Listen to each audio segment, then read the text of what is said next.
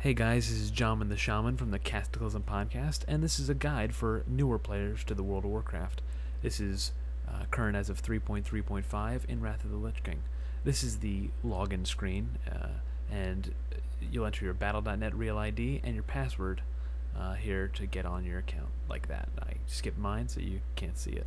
And a authenticator at that point. You might use an authenticator.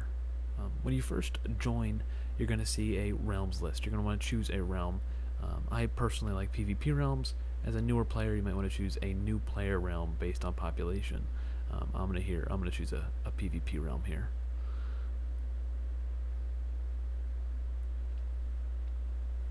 Okay, now here's the screen. Oh look, we don't have any characters to play. We're going to need a character to play. So we're going to have to create new character button, and there's a variety of races to choose from.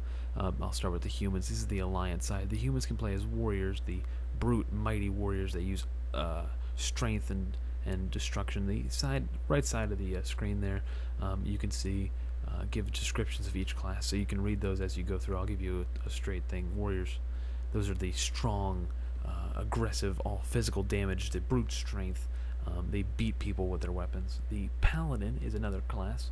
This is the holy magic. They praise the light and do things like that. The Rogue is a sneaky assassin class. They can sneak up on people and stab them in the kneecaps and poke them and hurt them. The Priest is similar to the Paladin, but they cast holy light and holy energy, and they cast heals of awesomeness and etc. And they heal people. Death Knights, they are only for Wrath of the Lich King, so we're going to skip right to mages. Mages are they cast arcane energy. They're masters of the arcane. They can twist and frost and fire, so they can either be arcane, frost, or fire, and they only do damage. You can just only do damage with them. They're masters of those abilities, though. They hurl those abilities. Frost bolts, fireballs, arcane blast is like they do missiles of arcane energy, and they can sheep people. They can create refreshments for their friends, which is one of their more interesting abilities, I guess. One of the reasons they're brought to raids is the joke, but they are a very fun class to play. The Warlock is the mage's counterpart. They're kind of evil, demonic. They control demons. They summon things from hell.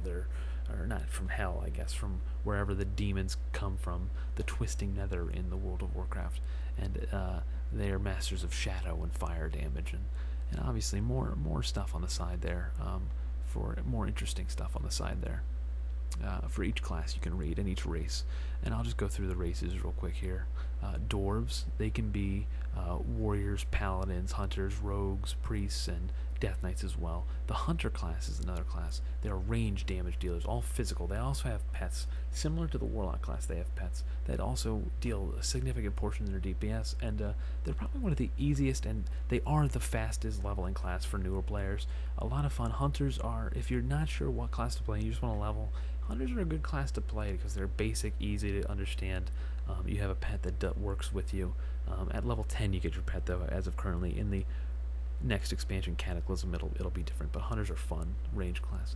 The Night Elves are another race for the Alliance. They can be warriors, hunters, rogues, priests, death knights, and druids. Druids are another race, or a class, excuse me, that I haven't talked about yet. Druids, they are masters of everything, really. If you want to play a druid, druids can kind of do everything, and they do it well. They can be range casters, they can be melee damagers, they can be healers, or they can be tanks, which are really the four different things you can do in this game for PvE. PvP is similar, but there's a little more subtlety to it that you'll probably learn. I'll probably go over in another guide. But druids, master of everything, very strong class, very fun. They can transform into bears. They can transform into trees to heal people. They can be cats, or they can be a laser chicken from the moon. They're called moonkins, actually, but that's the range caster form. They cast things from the heavens. That's the abilities of the druid. Yeah, so there's basically the druid class in a nutshell. they can do everything, and they do it well. So if you want a variety of playstyles, the Druid is one to be. Here's the gnome. The gnomes are what they lack in stature. They're a small, tiny race. They make up for an intellect. They're one of the smarter races in the lore of World of Warcraft, or just all Warcraft. They can be warriors despite their stature. It's kind of a funny thing that they can be warriors. Also be rogues. Rogues, gnomes, probably one of the most annoying classes to fight. Hard to click on. They can also be death knights, mages, and warlocks. Draenei are the Burning Crusade race from so you only can use these if you have the Burning Crusade expansion installed, and they can be warriors, paladins, hunters, priests, death knights, shamans, and mages. Shamans is as of right now in Wrath of the Lich King, shamans for the Alliance can only be Draenei. So if you want to be a shaman, you're going to have the Burning Crusade expansion. And shamans are masters of the elements. They control the elemental plane with earth, fire, water, lava, all that stuff. Now onto the Horde. The Horde in World of Warcraft aren't your normal orcs. You're not. The idea behind orcs isn't evil. They're not an evil race, similar to very many other genres and similar games. Orcs are evil in those games, and in World of Warcraft they're not so evil. They're very similar to humans in their demeanor. They want to live for themselves, and they're very good at things. And they want to be peaceful. Some want to be warriors. It's very similar to humans in the fact that they want to do different things. Orcs can be warriors, hunters, rogues, death knights, shamans, and warlocks. And they're next on the Horde list is the Undead. The Undead are not your typical zombies from movies, so Horde, not your typical stereotypes. And they're actually, they can think for themselves, and they can be warriors, rogues, priests, death knights, mages, and warlocks. Your Tauren are the next race. They're the